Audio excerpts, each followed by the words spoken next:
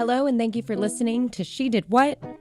This is a podcast exploring women's history. And we are actually very pleased to announce that we're on iTunes. So if you're listening on SoundCloud and it is easier for you to subscribe to the podcast, please do so. And of course, if you have a story that you would like to share or you would like to be a guest on the show, please feel free to email us at shedidwhat2017@gmail.com. We are also on Facebook at facebook.com/shedidwhat2017. Today you will hear a somewhat brief introduction into Lise Meitner, who helped discover the process of fission, which allowed for the elements that unleashed the atomic energy that was then harnessed into a bomb that ended the war, World War II, after killing over 200,000 Japanese people. You will learn by the end of this that she never intended for this to be the purpose of her research.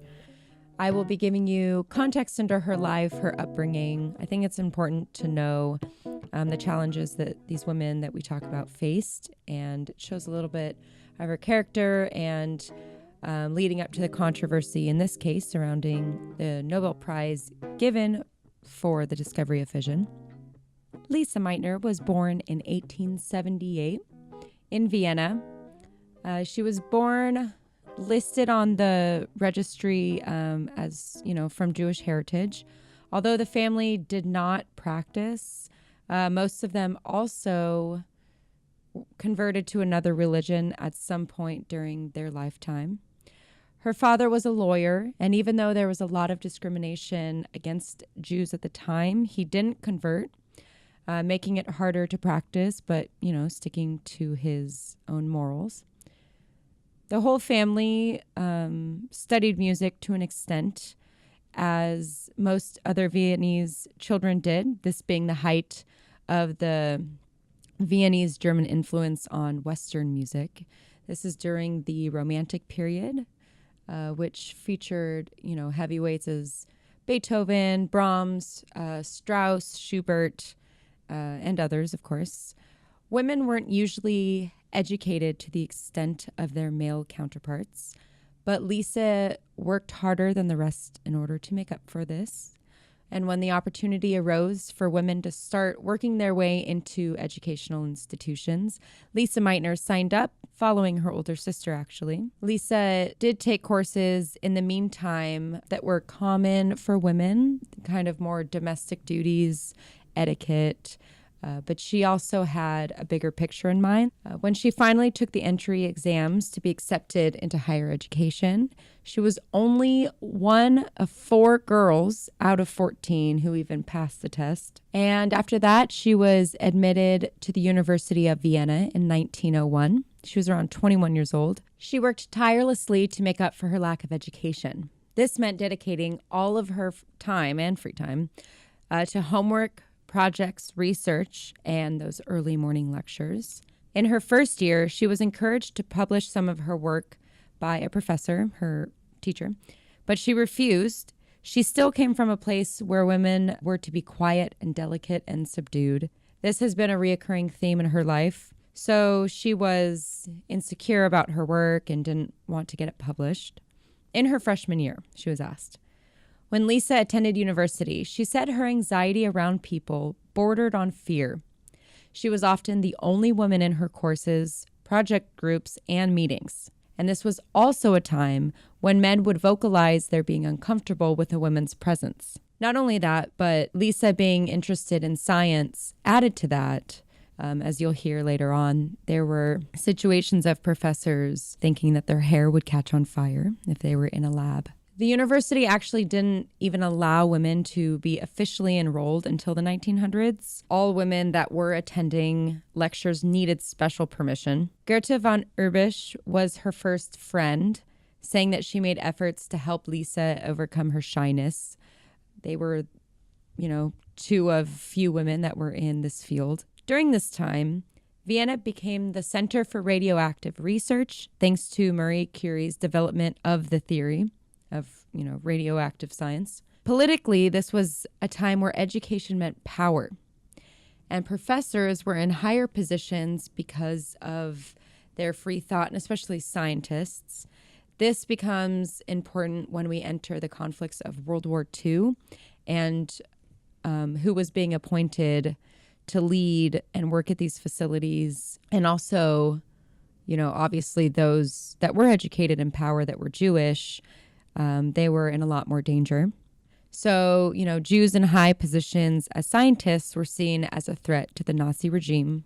This is, pretty common knowledge. Thoughts about women in these positions and institutions were split, however. There were those that understood and agreed that women were just as capable and, more importantly, deserved the same opportunities and respects in the fields of their choice, and those who were challenged by women because science is a very small field at the time anyways, and so they didn't want to share the competition with a whole other, pool of people to pick from.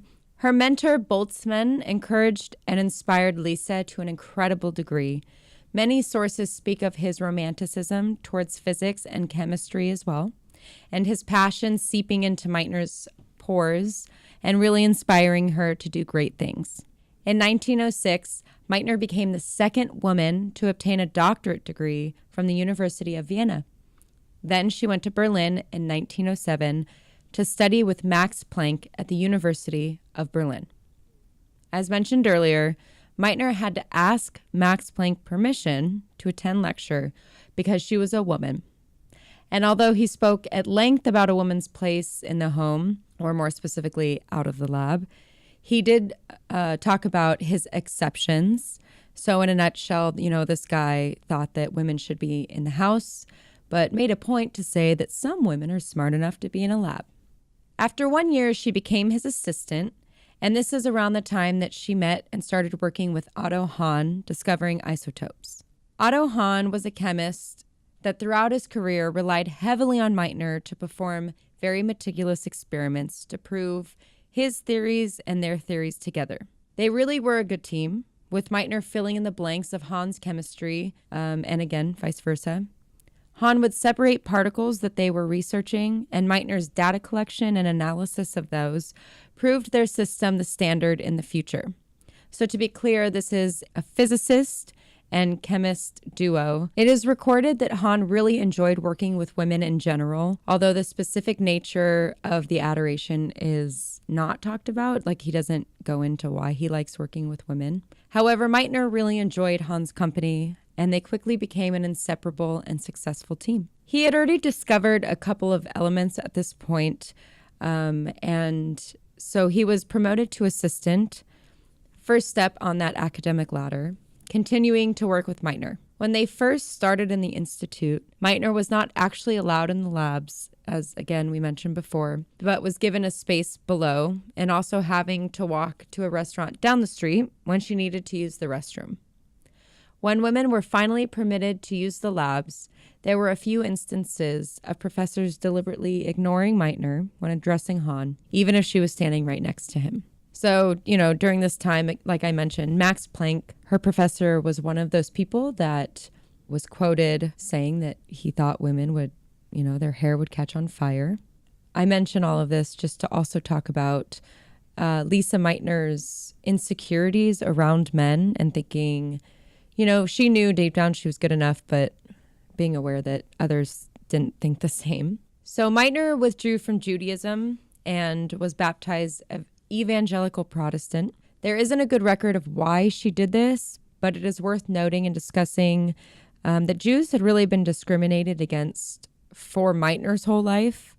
Her father chose to keep his religion, knowing it would make it harder to succeed as a lawyer, and most of her family converted to other religions during their young adult lives. During this time, as I mentioned, Hahn and Meitner were working together.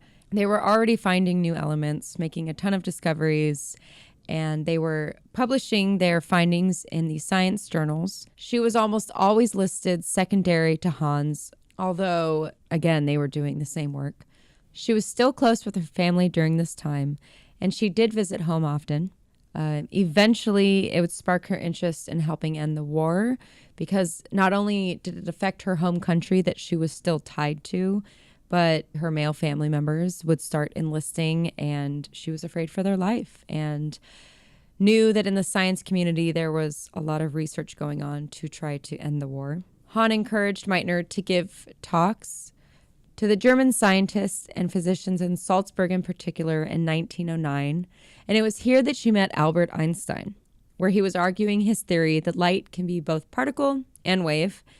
The only thing she took away was the overview of special theory of relativity. This is important when her and the radioactive community were dealing with how many times they could split an atom and which isotopes were known at their full potential. So, this idea that there's more going on pretty much in elements that we had previously thought. During this time, she was poor. She was living on a very modest allowance from her family. Although completely and entirely immersed in her work, she does have a passage written from this time about keeping women undervalued, I would say, and also because obviously she wasn't getting paid at this point, barely being able to be in the lab at all. This quote is in the context and in regards to her being not only one of the only few women, but also dealing with harassment at some points in her collegiate career. She says, "Sometimes I lack courage, and then my life, with its great insecurity, the constant repeated worries, the feeling of being an exception, the absolute aloneness, seems almost unbearable to me. And what distresses me most is the frightful egotism of my current way of life. Everything I do benefits only me, my ambition and my pleasure in scientific work. It seems I have chosen a path which flies in the face of my most deeply held principle, that everyone should be there for others. By that, I don't mean one must sacrifice oneself for no reason, but that somehow our lives should be connected with others, should be necessarily for others.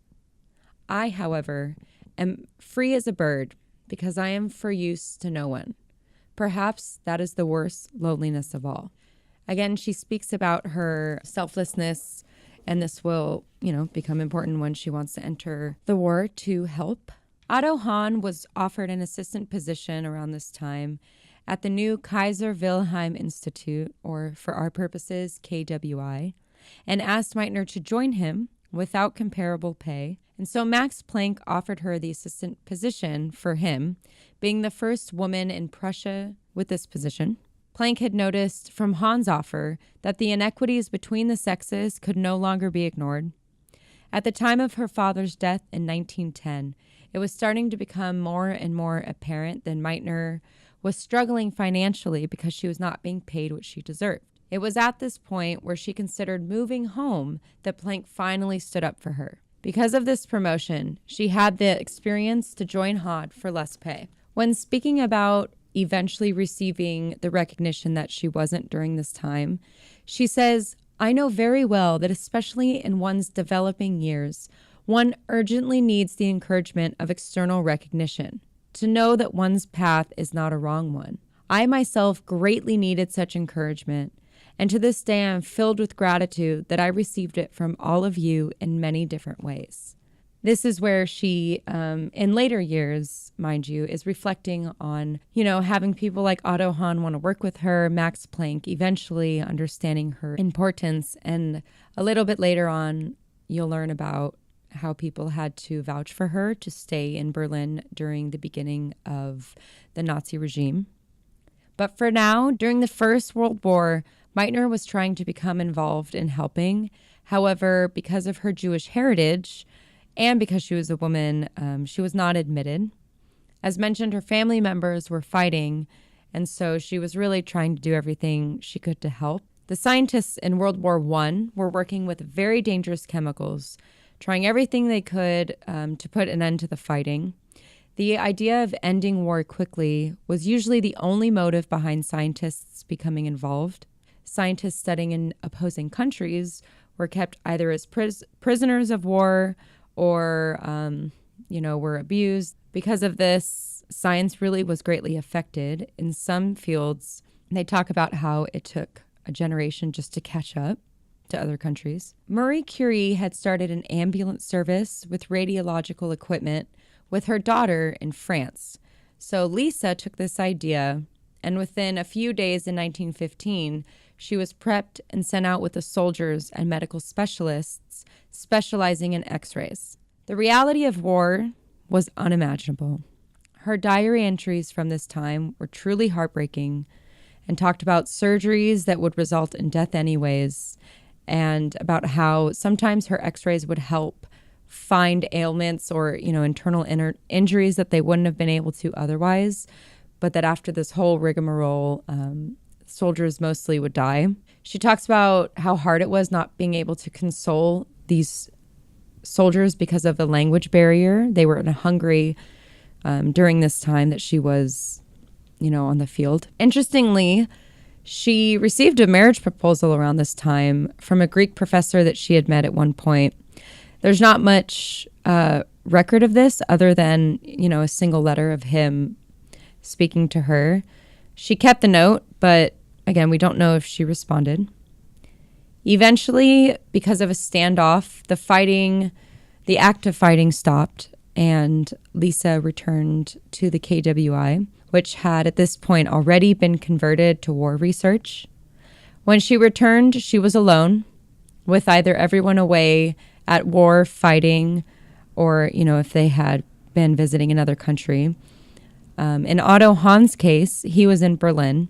So she was checking on projects that they had started before they left, and her and Otto Hahn would, converse, write letters back and forth about it. In 1917, Meitner and Otto Hahn discovered protactinium, which is a product that would eventually become the uranium that they were breaking down, needed for the atomic bomb. When their experiments proved successful, they submitted their paper, The Moth Substance of Actinium, a New Radioactive Element of Long Half-Life. But Hahn was listed as the senior author, even though Meitner was the one, again, doing all the experiments while Hahn was in Berlin. For the discovery, she received the Leibniz Medal from the Berlin Academy of Sciences, which was an award new. There was a new award. She was, I believe, the first one to receive it. During this same year, Meitner was appointed head of her own section, splitting their laboratorium, which had been previously Laboratorium Hahn and Meitner when she was promoted as the assistant of Max Planck, as I mentioned, to two different laboratoriums. So now we have Laboratorium Hahn and Laboratorium Meitner, reminding you that Hahn was a chemist and Meitner a physicist. She also received the pay increase, finally equaling Hahn's, even though, can't help but mention again, he was in Berlin for most of this time. Meitner was finally showing some confidence and really seemed to feel a sense of belonging, due to her finally being recognized in the field. In 1926, she became the first woman in Germany to hold a full professorship in physics at the University of Berlin. And therefore, because of that, she was able to start her research on nuclear fission. So around this time, again, late 20s, early 1930s, as Hitler rose to power, the scientific community was very active, just a coincidence of the radioactive research. Jewish scientists were facing migration or exile. Scientists like Einstein left voluntarily, making sure his anti-Nazi reasoning was published in writing and well known. They tried to discredit him when they found out he was leaving. Passives like Meitner stayed in the name of science. This is interesting considering she was never involved in any kind of women's suffrage movements in Berlin at this time. And she was also being vouched for by her counterparts as more Nazi representation was arriving, trying to really just kick all the Jewish people out. Because of the lack of discrimination in science before this, there were plenty of Jewish scientists. Their personal decisions varied during this time, but also just the decisions of scientists to either stand up for what they believe in or not. So this biography that I read about Lise Meitner talks about 4 different kinds of people during this time. So we have Nazis, passives like Meitner, Jews, and that were not protected by any kind of, status, and anti-Nazis who, stuck up for their morals. The institution itself, as I have been mentioning, was passive, claiming to be in the name of continuing the research, even flying a Nazi flag in order to stay open and not be completely overrun by Nazis. Not that many people stood up for what they believed in or said they believed in later. Because of her Jewish heritage, Meitner was not published during this time in major journals, although she still submitted writings, and they were known in small communities.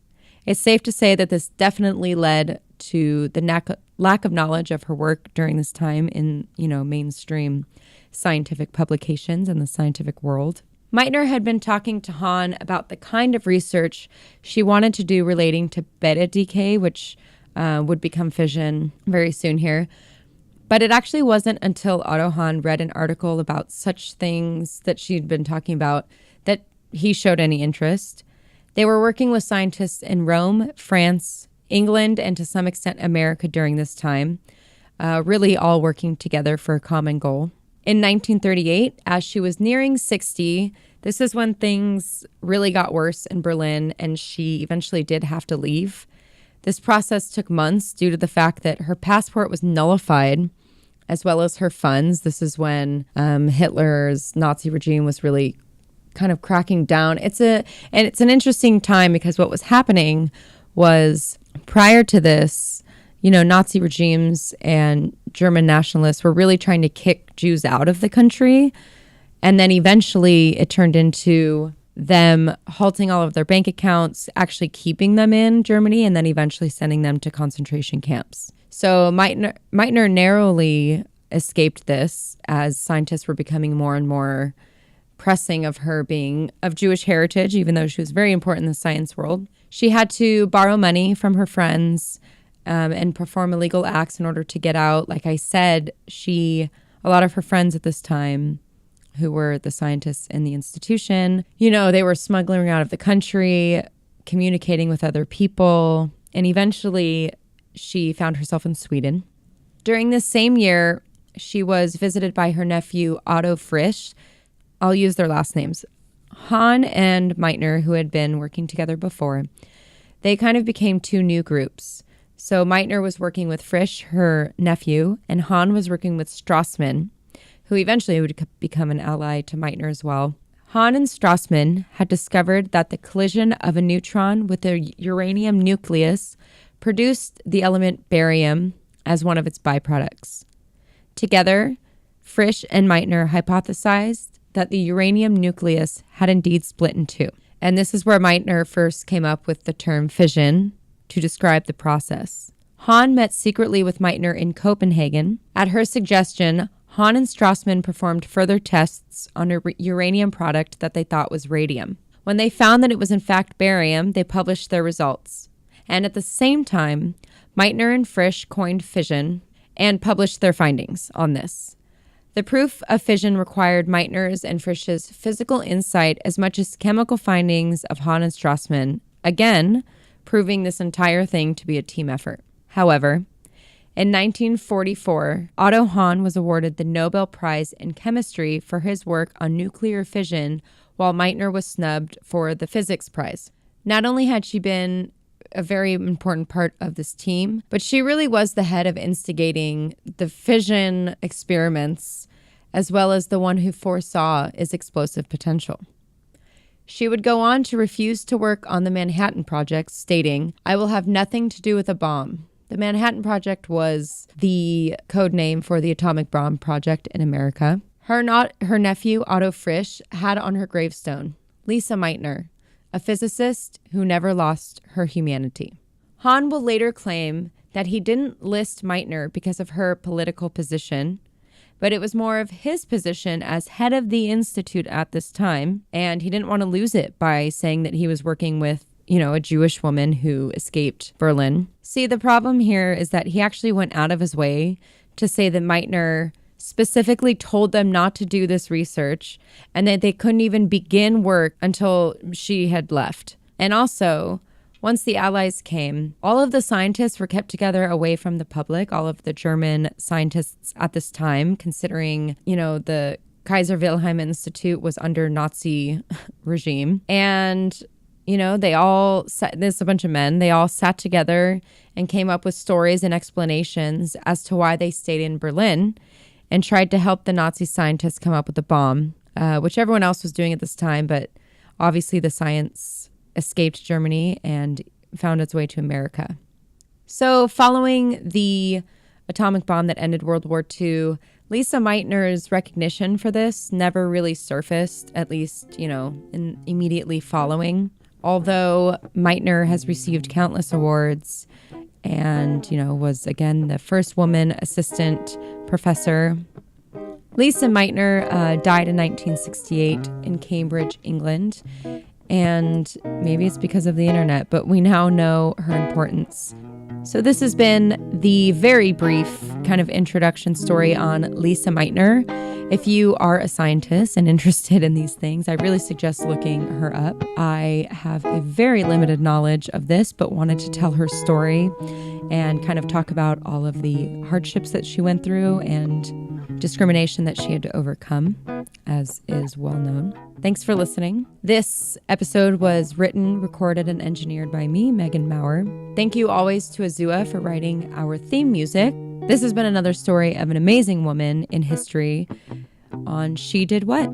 Thanks so much for listening.